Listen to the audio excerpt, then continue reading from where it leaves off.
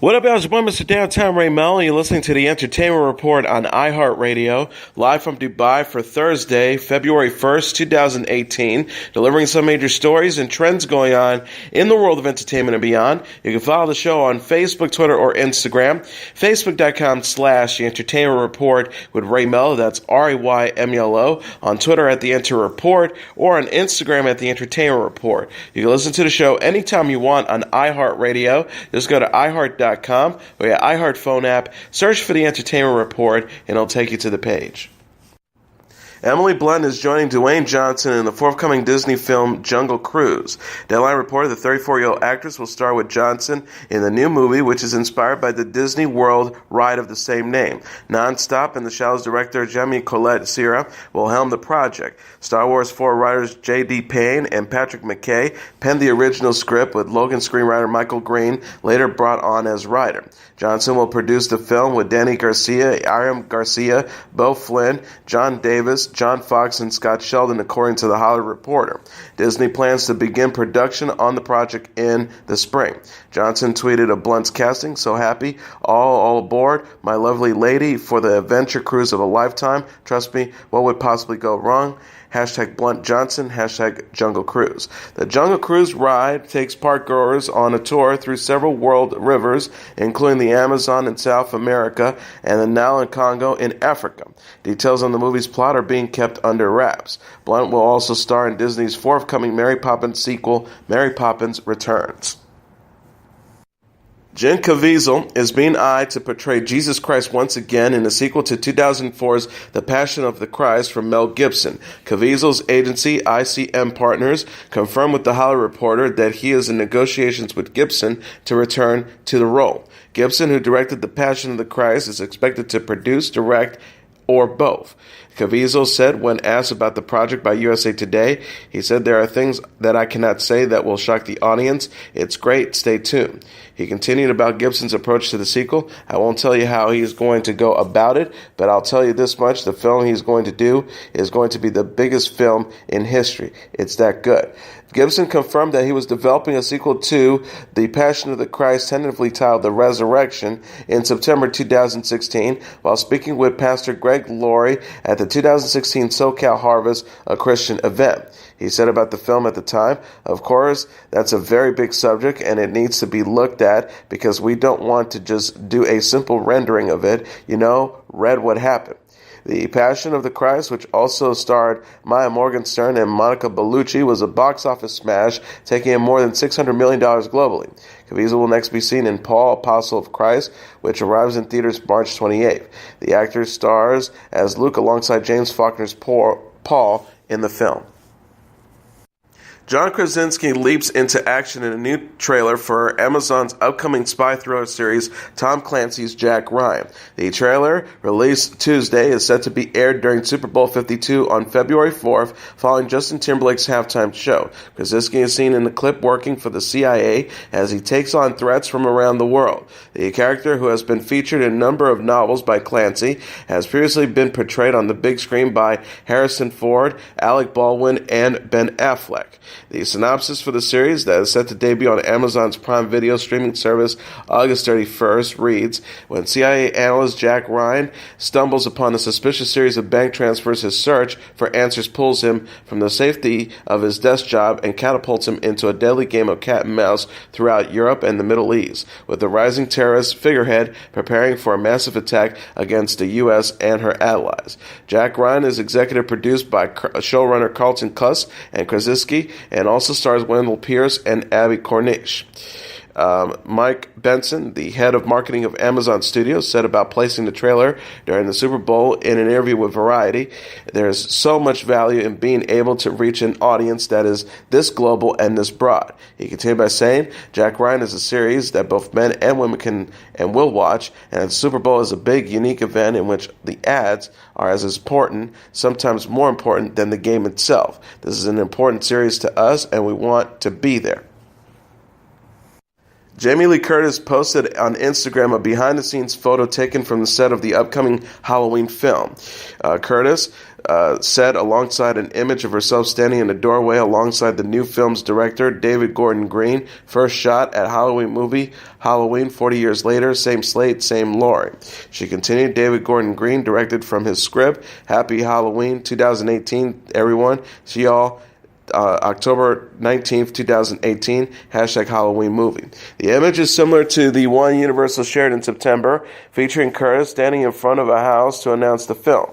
The 59-year-old sports longer hair in this new image to match her character's look from the original 1978 film by John Carpenter.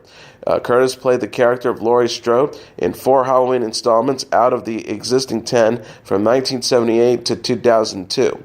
The new film is co-written by Green and Danny McBride and was given the blessing by Carpenter, who will potentially contribute to the soundtrack, Entertainment Weekly reported. Nick Castle, who portrayed killer Michael Myers, is also rumored to be returning.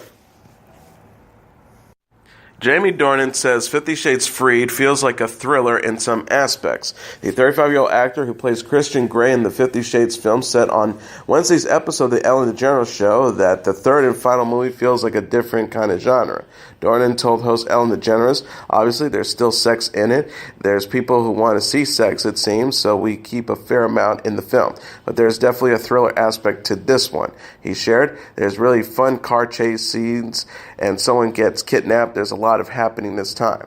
The 50 Shades film are based on the E.L. James erotic novel trilogy of the same name. Dornan, who has previously portrayed Grey in 50 Shades of Grey and 50 Shades Darker, said fans often approach him as if he's actually the character. The actor says, I get a lot of fans talking to me as if I'm Christian Grey. I'll be in line at like a Starbucks or something and someone will be like, oh, Mr. Grey, or saying very specific things from the books or for the movies. He added, I panic. I just don't know how to respond to it because I'm not like him, obviously, so I'm always there just sort of panicking. They'll probably just think I'm really weird, which I'm fine with.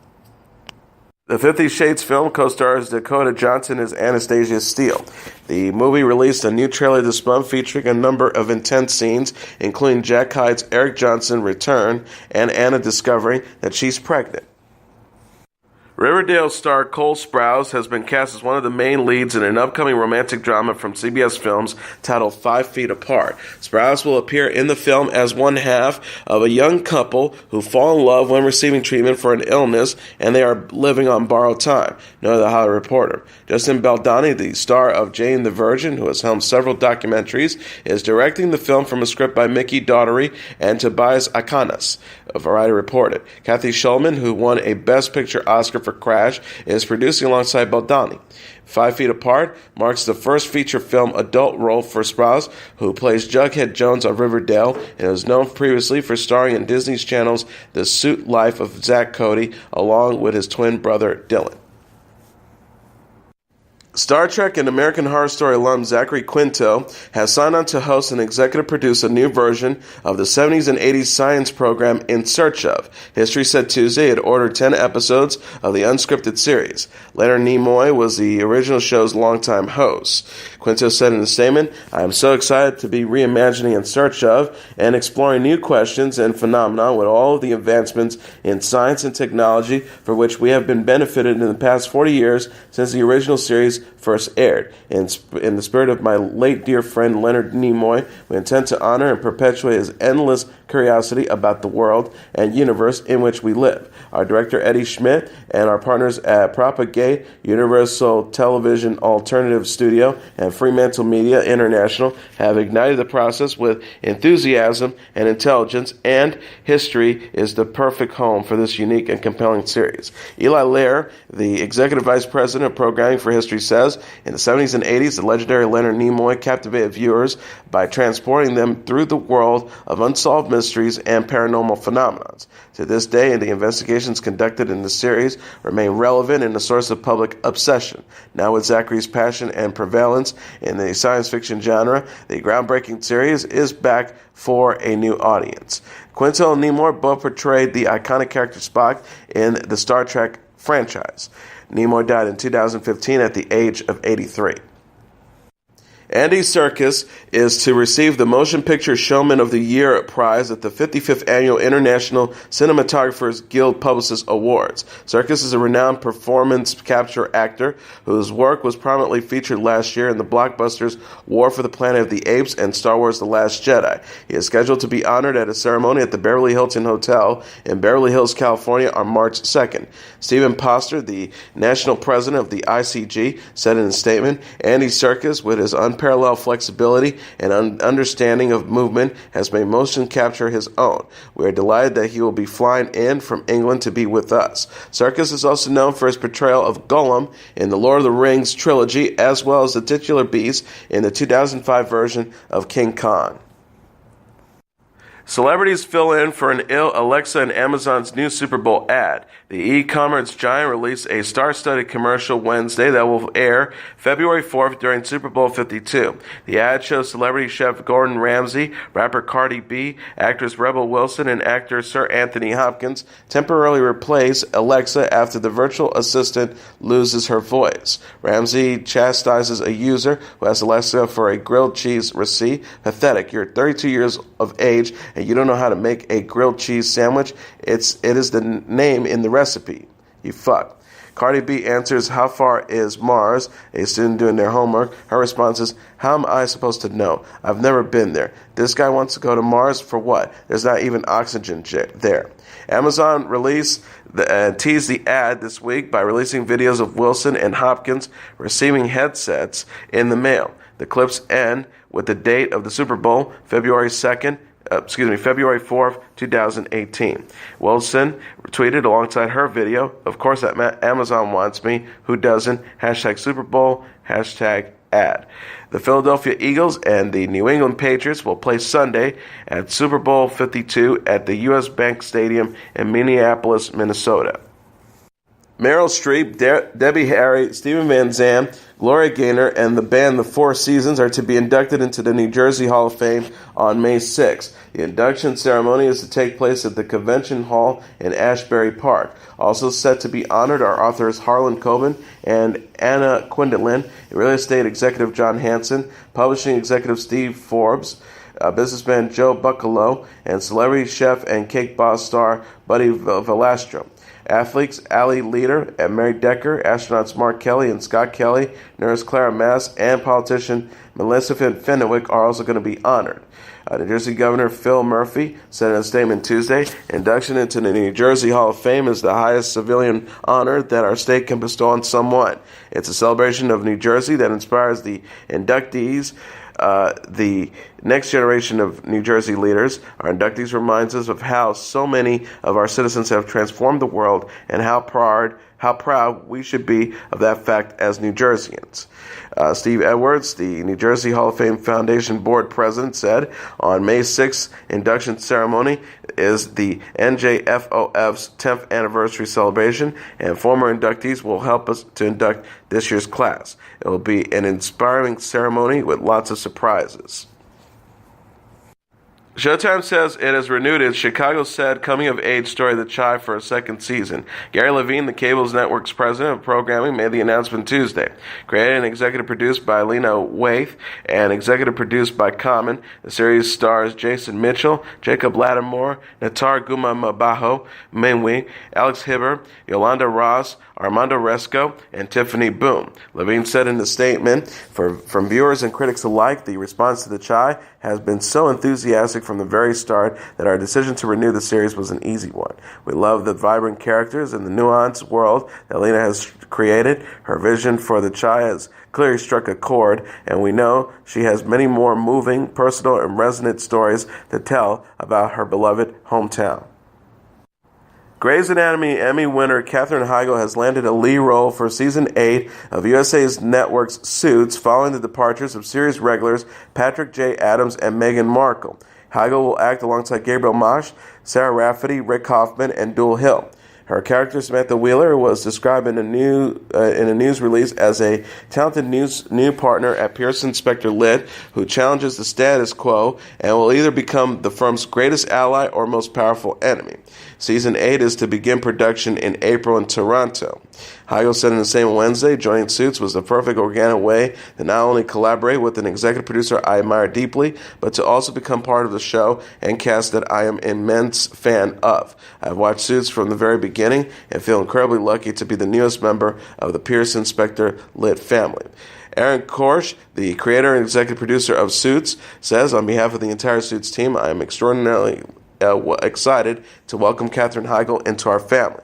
I have always been a fan of her work and was delighted to discover she was an avid Suits fan herself. I cannot wait to have her come play with our entire cast and crew. Unfortunately, the same cannot be said for Harvey, Louis, Donna, and Alex, as the mysterious Samantha Wheeler is a direct threat to their status quo.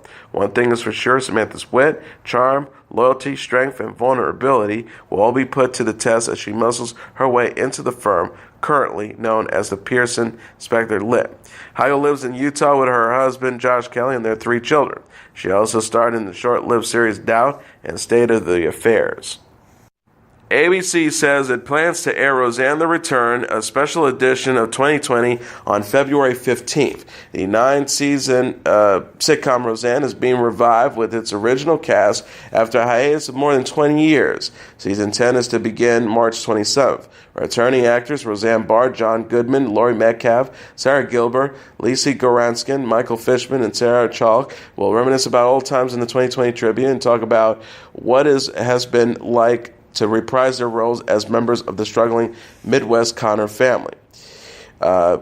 The news release also says the special interview Roseanne's executive producers Whitney Cummings and Bruce Helford, actress Patricia Heaton, the star of The Middle, known as the modern-day Roseanne, and The Middle creators and executive producers Eileen Heisler and Deanne Haley, who began their careers as writers for Roseanne. The hour also highlights the guest stars who were on the show before they became famous, including George Clooney, Ellen DeGeneres, and Leonardo DiCaprio. J.K. Rowling addressed via Twitter criticism that the next Fantastic Beasts movie, The Crimes of Grindelwald, will not feature an openly gay Dumbledore played by Jude Law. Asked at a 2016 press conference in New York if Dumbledore will be portrayed as openly gay, and the sequels to The Fantastic Beasts and Where to Find Them will explore a romantic relationship between Dumbledore and Johnny Depp's character Grindelwald, Rowling replied, "Well, I'm very comfortable with the question." She said, "I can't tell you everything I would like to say because it is a 5-part story, so there's lots to unpack in that relationship. I will say that you will see Dumbledore as a younger man and quite a troubled man because he wasn't always the sage. He was always very clever, but we'll see him at what I think was the formative period of his life. As far as his sexuality is concerned, watch this space." But director David Yates said in an interview with Entertainment Weekly this week that there's nothing overt about Dumbledore's sexuality in The Crimes of Grindelwald. Yates says, not explicitly, but I think all the fans are aware of that. He had a very intense relationship with Grindelwald when they were young men. They fell in love with each other's ideas and ideology and each other. His response did not sit well with some people on social media who said they wanted to see Dumbledore clearly represent the gay community in the second film in the Fantastic Beasts series. The firestorm prompted a swift response from Rowling. Rowling tweeted Wednesday alongside with the GIF of a man shaking his head and pointing a remote at the camera as the word mute appears next to him.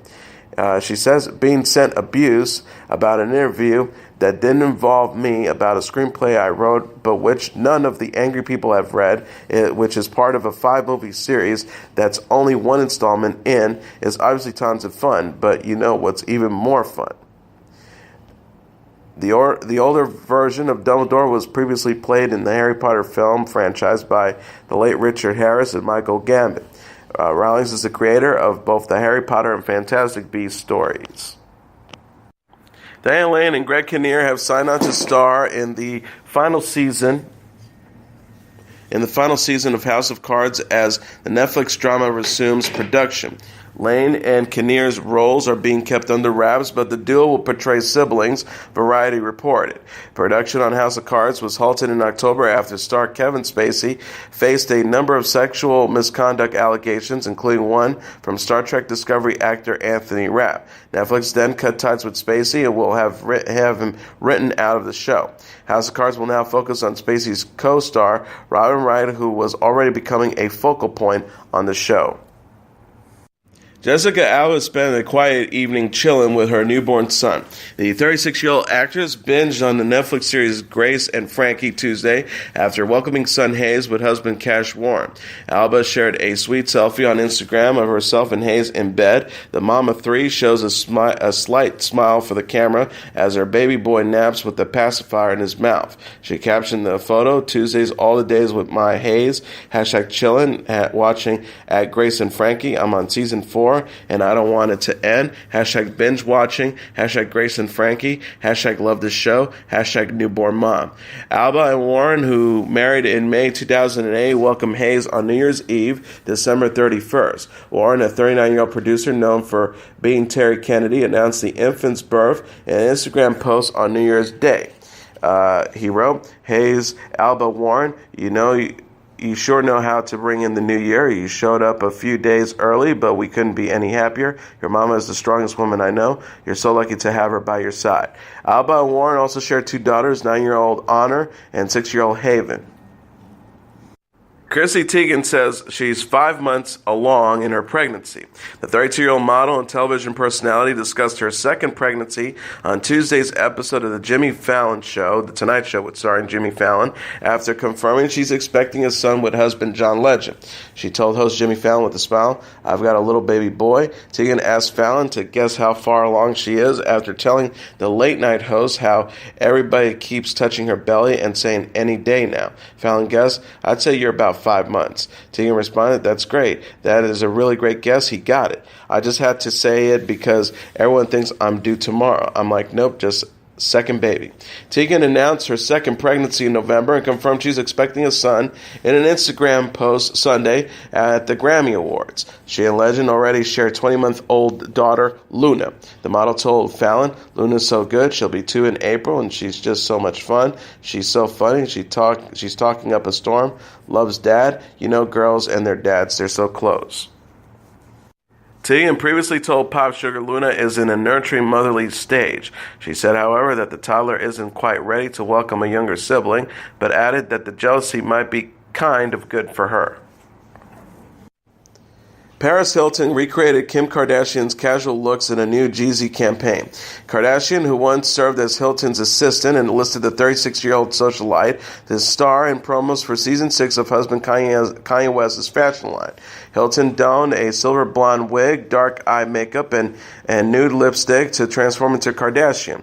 She recreated paparazzi photos of the 37-year-old reality star wearing Yeezy on every day outing.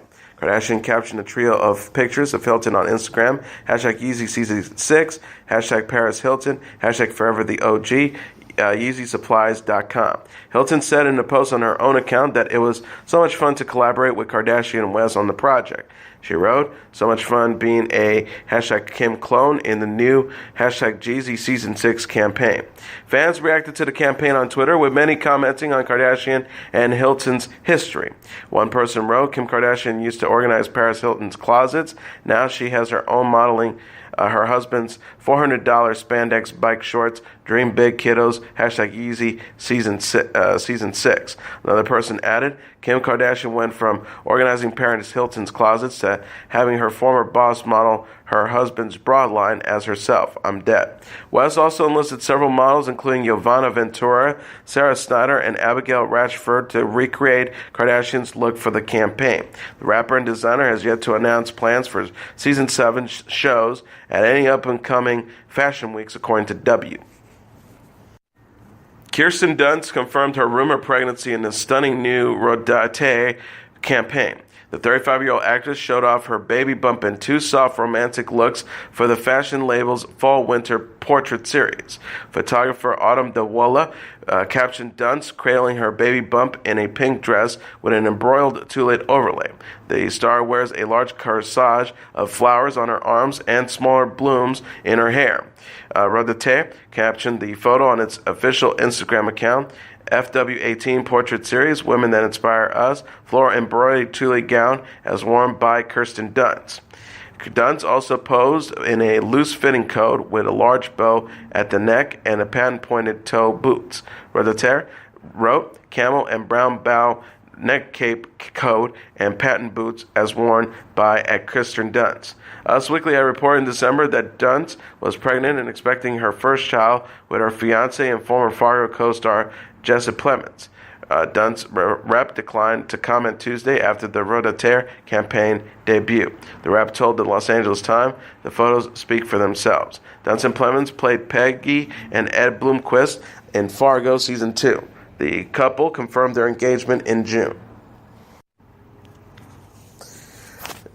The alum of TV's Glee urged compassion over the news that one of the show's stars died of an apparent suicide as he awaited sentencing on charges of possessing child pornography. Tim Davis, a producer on the show, expressed his love for Mark Salling, who played Noah Puckerman from 2009 to 2015. Davis tweeted, "Yes, he committed crimes against children. Yes, it's horrific. But hashtag Mark Salling was a broken man, no doubt, an abused victim himself. I love Mark and am sad when I consider the devastation of his parents. Please withhold your cruel comments." Ibika Theba, who played Principal Figgins on Glee, echoed that compassion. Theba tweeted, "His death is painful for me. Some of you might know him for only his flaws, but I also know him as someone who was great to work with and was kind to my kids. I surely wish he fought his demons and atoned himself and came out a winner. May we all find solace in some of his gentler moments." Salling was awaiting sentence after pleading guilty to possession of child pornography in October. He faced 4 to 7 years in prison as part of the plea bargain. He was found dead Tuesday in Los Angeles. Glee star Jane Lynch told TMZ she will remember him as the guy who made that really sweet video at the beginning of Glee when he was so happy to be part of this group.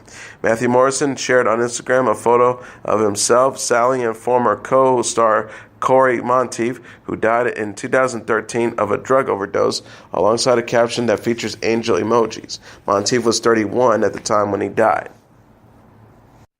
Calvin Harris says he grew a beard to be, quote, taken seriously ahead of the 2018 Grammy Awards. The 34-year-old DJ and music producer said in a series of tweets Tuesday that he sprouted the facial hair to impress the Recording Academy and win an award at the Grammys this week.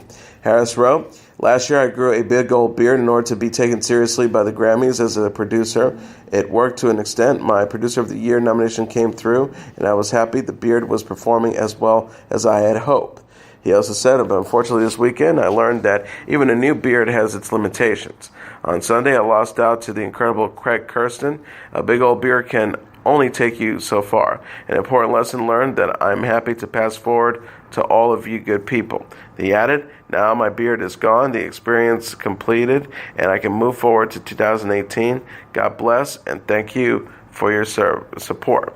Harris shared a photo the same day on Instagram of his freshly trimmed facial hair. He wore a fuller beard and a mustache while attending the Grammy Awards and Diplo's after party on Sunday.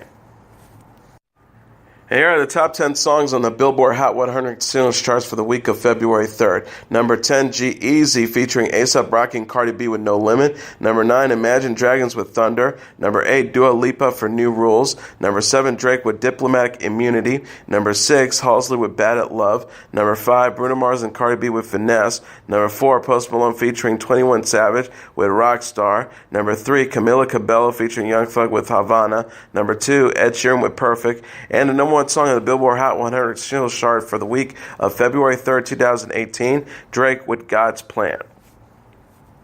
And now let's take a look at what happened on this date in entertainment history. On this date in 1887, the official registration of Hollywood exists.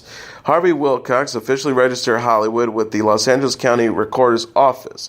Wilcox and his wife Ditia had moved to Southern California 4 years earlier from Topeka, Kansas, where Harvey had made his fortune in real estate. They bought 160 acres of land at the Kahuna Valley, located in the foothills to the west of the city of Los Angeles.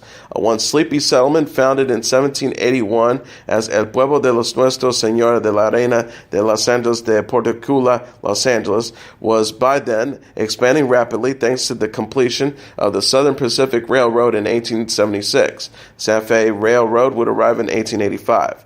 Wilcox, who had lost the use of his legs as a child due to polio, envisioned the land as the perfect site for a utopian-like community for devout Christians, where they could live a highly moral life free of vices such as alcohol. Wilcox was a prohibitionist. Dadia Wilcox called the new community Hollywood, borrowing the name from a Chicago friend who told her that that was the name of a summer home she had in the Midwest. Harvey laid out a street map of the settlement centered on Main Street he called Prospect Avenue. It would later rename Hollywood Boulevard.